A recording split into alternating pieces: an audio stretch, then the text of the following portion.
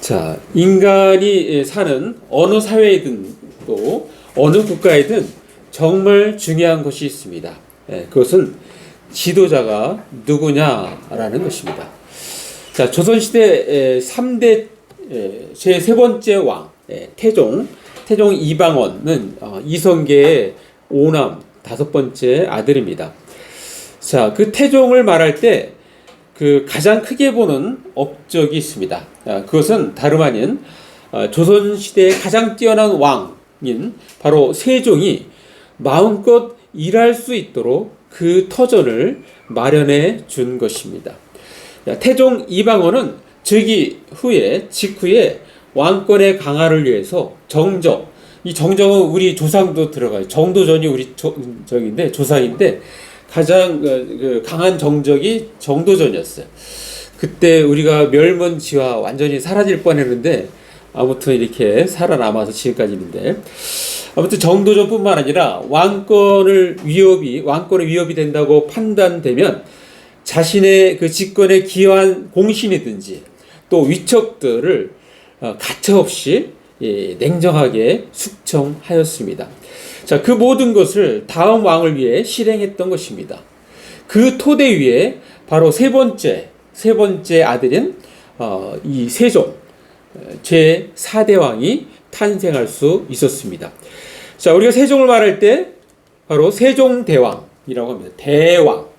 대왕을 아무나 쓰지 않죠. 조선시대 가장 위대한 업적을 남긴 왕, 바로 세종대왕. 이 세계 어디에다 내어놓아도 정말 딸리지 않는, 손색이 없는 그러한 뛰어난 왕입니다. 자, 뛰어난 업적 중에서 우리가 잘 아는 한글 창제도 있습니다. 자, 오늘날 인터넷 시대에서 중국도 한글을 배우자고 막 그렇게 이야기를 합니다. 그만큼 중국이나 일본은 이 자판을 칠 때 너무 힘든 거예요.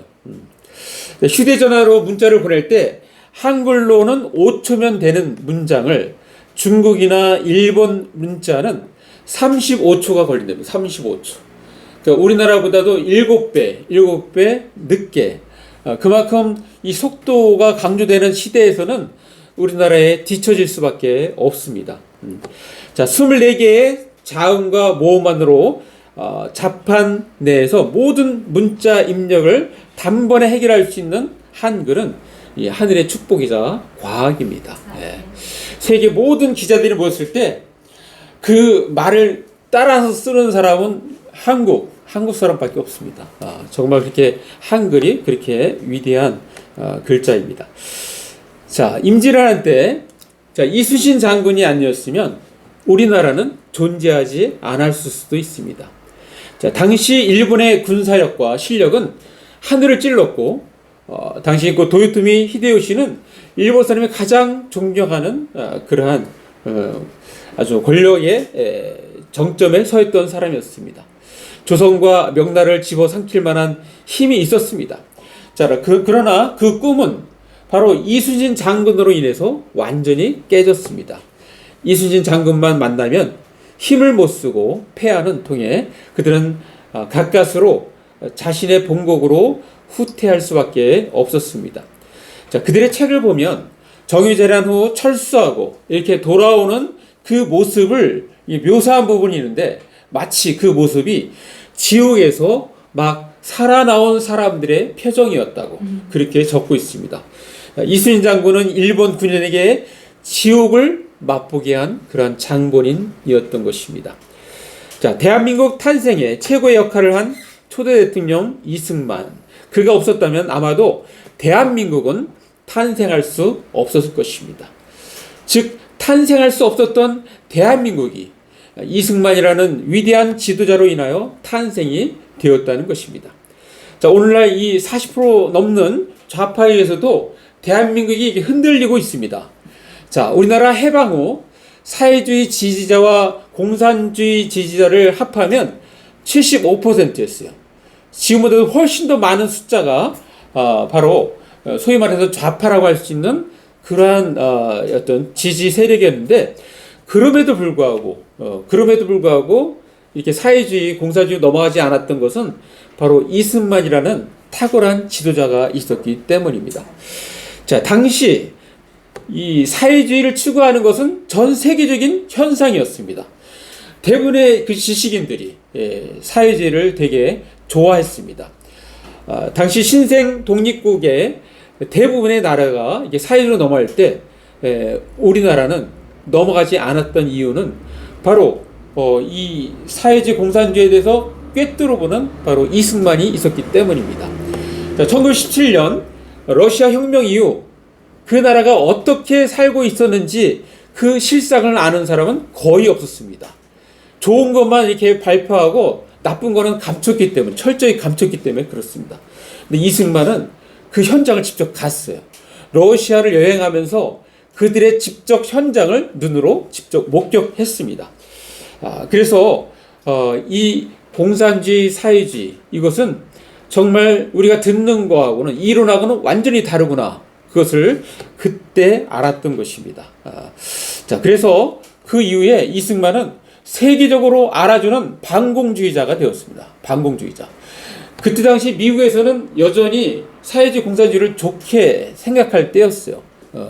어떨 때는 막 미친 늙은이라고 그렇게 별명도 얻기까지 했습니다. 자, 이승만 대통령의 그 여러 가지 업적 중에 대표적인 것을 들려면 토지개혁과 교육혁명입니다. 교육혁명. 교육에 있어도 6.25 때 부산만 남은 그 상황에서도 대학생들은 공부를 시켰어요. 대학생만은 군대에 가지 못하게 공부를 하도록 했어요. 지금 나라가 막 망할 판인데 어떻게 대학생도 나가서 싸워야지. 그런데 미래를 생각한 거예요.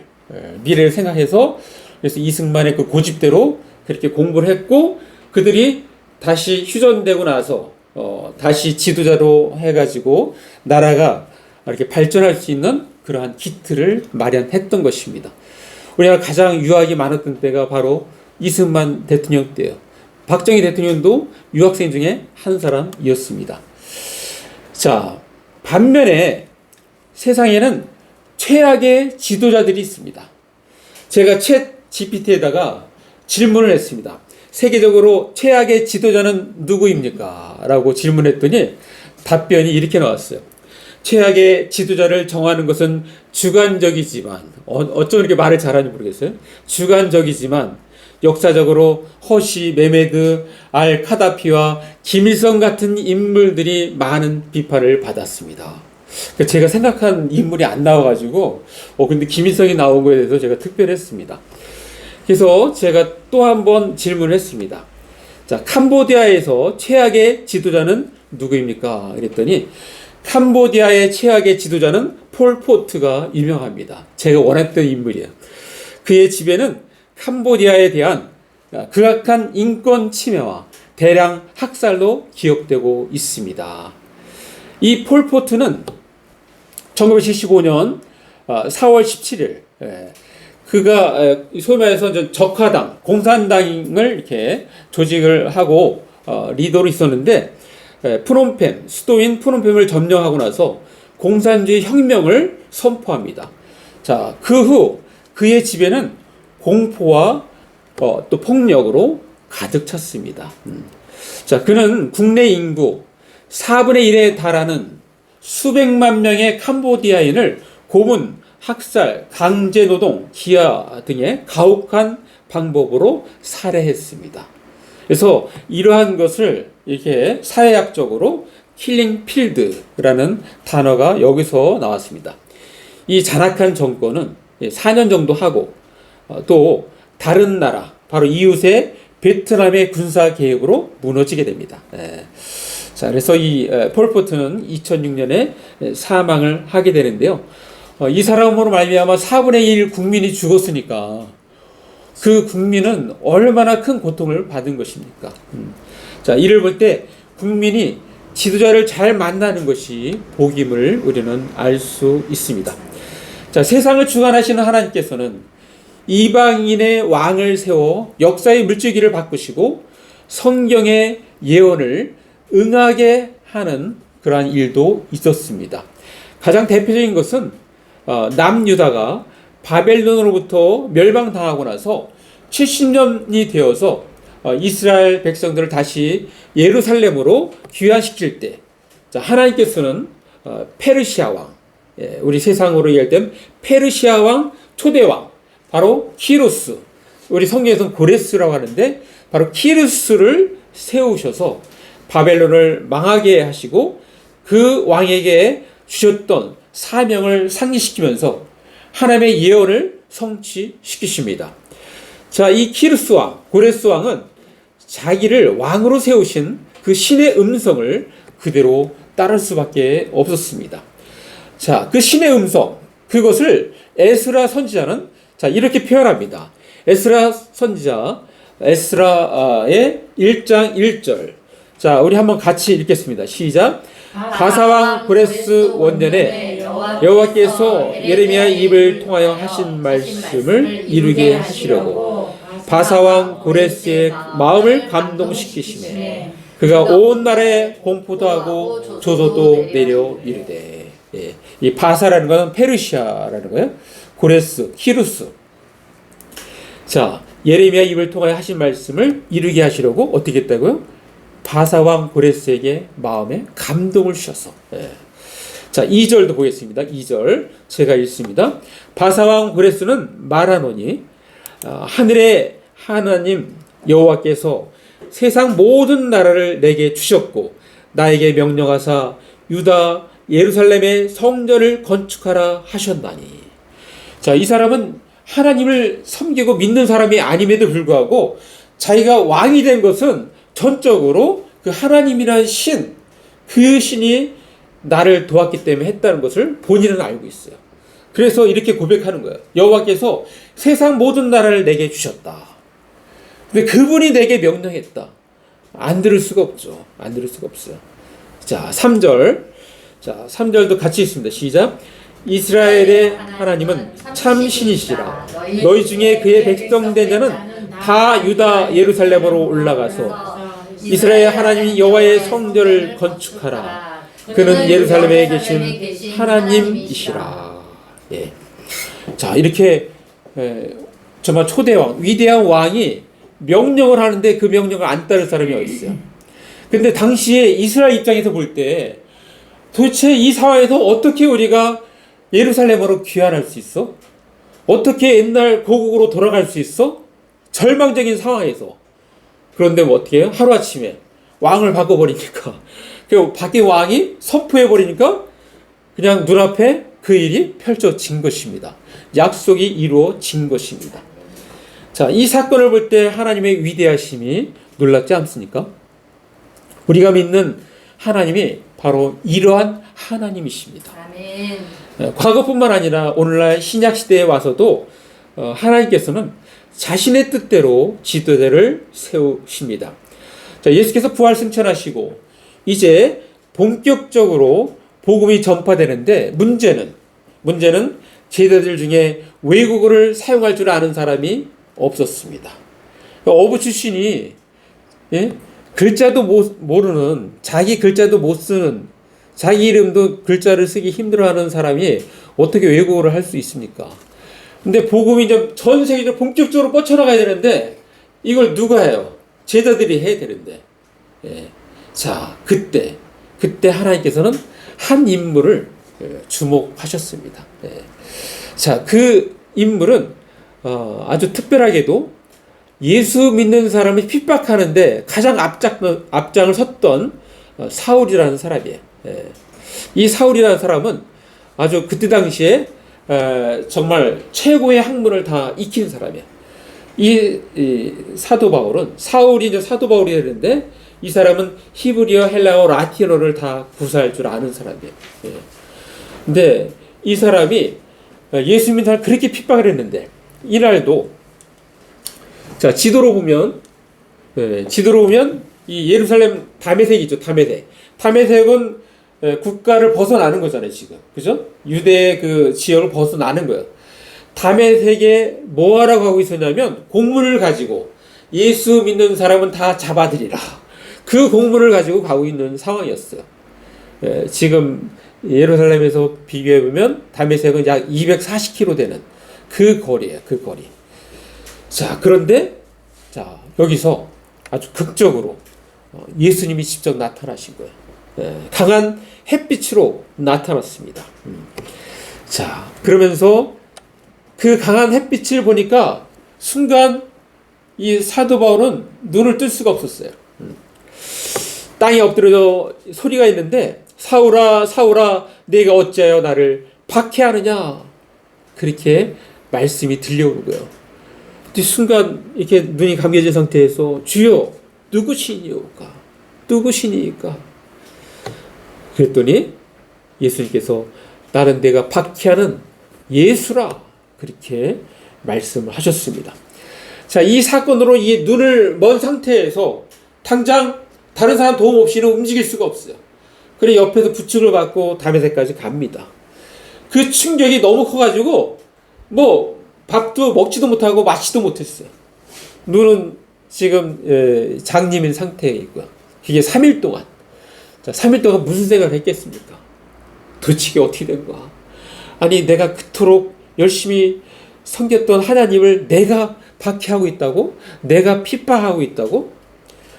그거를 깨닫게 됩니다. 자, 이 사도 바울은 주님의 섭리를 깨달은 후 자신의 정체성이 완전히 바뀝니다. 이제는 핍박자에서 아주 최고의 열심인 복음 전파자로 바뀌게 됩니다. 자, 그가 첫 번째 이렇게 좀 초기에 썼던 그 서신에 이렇게 자신의 정체성을 정의하고 있습니다. 자, 갈라디아서 2장 8절 말씀 우리 같이 한번 읽습니다. 시작. 베드로에게 역사하사 그를 할례자의 사도로 삼으신 이가 또한 내게 역사하사 나를 이방인의 사도로 삼으셨느니라. 이방인의 사도로 자기를 불렀다는 것을 분명히 사도 바울은 깨닫고 있어요. 이방인 사도는 제자들이 할 수가 없는 일이에요. 또 문화적인 한계도 뛰어넘기도 힘들어요. 그래서 그런 부분에 다 뛰어넘고 외국어도 이 마음대로 구사할 수 있는 바로 사도 바울을 하나님께서는 이 핍박자에서 가장 열렬한 신봉자로 그렇게 바꾸시는 것입니다. 자, 이 사건을 보면 우리가 믿는 주님은 없는 것을 새로 만들어 고쳐 사용하시는 분임을 알 수 있습니다. 그야말로 불가능이란 없으신 그러한 분이십니다. 자, 오늘 우리가 읽었던 본문도 하나님께서 주리라 약속하신 가나안 땅 정복을 눈앞에 두고 이를 이끌어갈 새로운 지도자를 세우는 모습을 보여주고 있습니다. 그리고 이를 주도하시는 분은 하나님이심을 잘 보여주고 있습니다.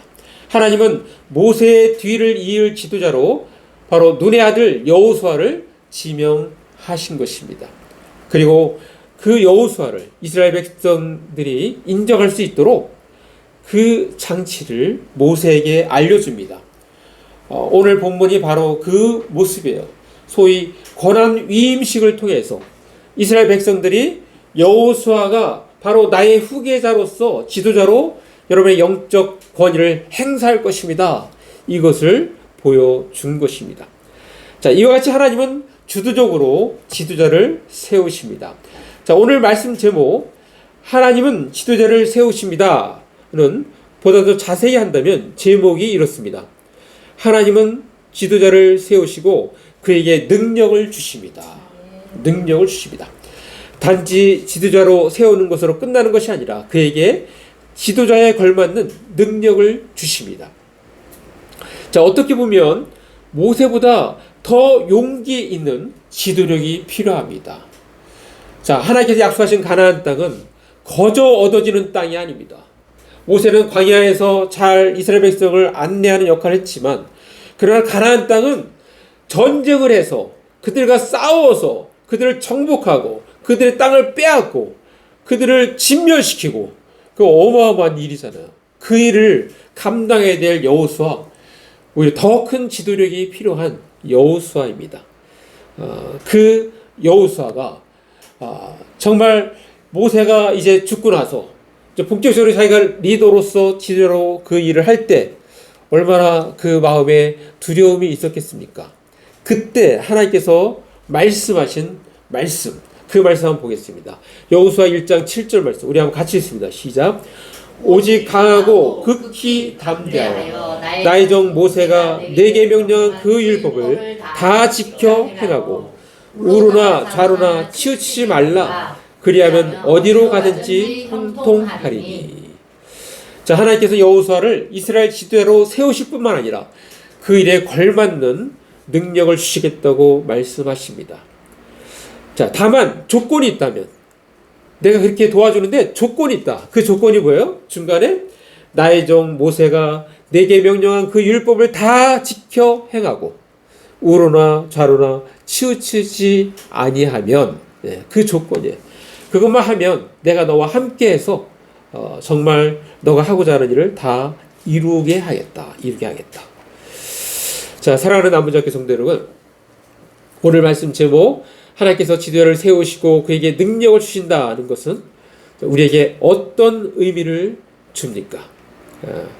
그것은 바로 우리는 그 하나님께 좋은 지도자를 달라고 기도할 수 있다는 것입니다. 여러분, 우리가 살아가면서 좋은 지도자가 필요할 때 우리는 그 지도자를 위해서 기도할 수 있다는 거예요. 왜? 그 지도자 하나님께서 세우시기 때문에. 우리도 지도자를 뽑는데, 세우는데 우리도 동참할 수 있는 것입니다. 자, 그러므로 모세도 오늘 본문에 앞서 바로 모세의 기도가 나옵니다. 그 모세의 기도는 당연히 무슨 기도입니까? 자기의 후계자, 지도자를 위한 기도였어요. 그 부분을 우리가 잠깐 보면 모세가 하나님께 기도합니다. 여짜와 이르되. 자, 민수기 27장 16절. 자, 한번 같이 읽어볼까요? 시작. 여호와 모든 육체의 생명의 하나님이시여 원하건대 한 사람을 이 회중에 세워서, 지금 한 사람을 이 회중에 세워서 지도자를 세워달라는 그 얘기입니다. 자, 17절도 같이 있습니다. 시작. 그로 그들 앞에 출입하며 그들을 인도하여 출입하게 하사 여호와의 회중이 목자 없는 양과 같이 되지 않게 하옵소서. 자, 이렇게 그 기도가 끝나자마자 바로 오늘 본문이 이어지는 거잖아요. 바로 하나님은 바로 그냥 여호수아를 미리 준비하신 것처럼 그렇게 여호수아를 즉각적으로 다음 후계자로 그렇게 세우신 것이 우리가 오늘 읽었던 본문입니다. 하나님께서는 바로 차기 지도자로 여호수아를 지명하셨습니다. 자, 우리 또한 모세처럼 지도자 선출을 위해서 기도할 수 있습니다. 그리고 또한 세워진 지도자들을 위해서 기도해야 합니다. 자, 성경에도 그렇게 기도하라고 말씀하시는데, 자, 디모데전서 2장 1절에 보면 그러므로 내가 첫째로 권하노니 모든 사람을 위하여 간구와 기도와 도구와 감사를 하되. 자, 2절 같이 있습니다. 시작. 임금들과 높은 지위에 있는 모든 사람을 위하여 하라. 이는 우리가 모든 경건과 단정함으로 고요하고 평안한 생활을 하려 함이라. 우리는 국가의 지도자들을 위해서 하나님께 기도해야 합니다. 우리의 평화로운 삶을 살기 위해서, 또 우리의 평온한 삶을 살기 위해서, 우리의 든든한 삶을 살기 위해서 우리는 기도해야 합니다. 자, 올해 2024년 11월 5일에 미국에서 대통령 선거가 있습니다. 바이든과 트럼프가 리턴 매치를 합니다. 자, 저는 미국 대선을 위해서 기도합니다. 자, 왜 제가 한국 사람이 미국 대선을 위해서 기도합니까? 그것은 미국 대통령은 전 세계적으로 영향력이 있기 때문입니다. 이 바이든과 트럼프 리턴 매치, 과연 누가 대통령이 될까요? 그리고 누가 되어야 대한민국에 더 유익할까요? 저도 잘 모르겠습니다. 그렇지만 우리가 하나님께서 뜻하신 사람이 대통령이 될 수 있도록 우리는 기도해야 하는 것입니다. 자, 그 외에도 러시아의 푸틴, 북한의 김정은, 중국의 시진핑, 이런 사람을 위해서 기도할 때는 좋은 기도가 안 나가겠죠. 좋은 지도자가 아니니까 위해서 기도합니다. 모두 우리의 생활과 직간접으로 영향을 주고 있기 때문입니다. 뿐만 아니라 우리는 영적 지도자들을 위해서 기도해야 합니다. 작게는 저를 위해서 기도해 줘야 됩니다. 왜냐하면 매주 교회에 와서 저를 통하여 하나님의 말씀을 듣고 있기 때문입니다.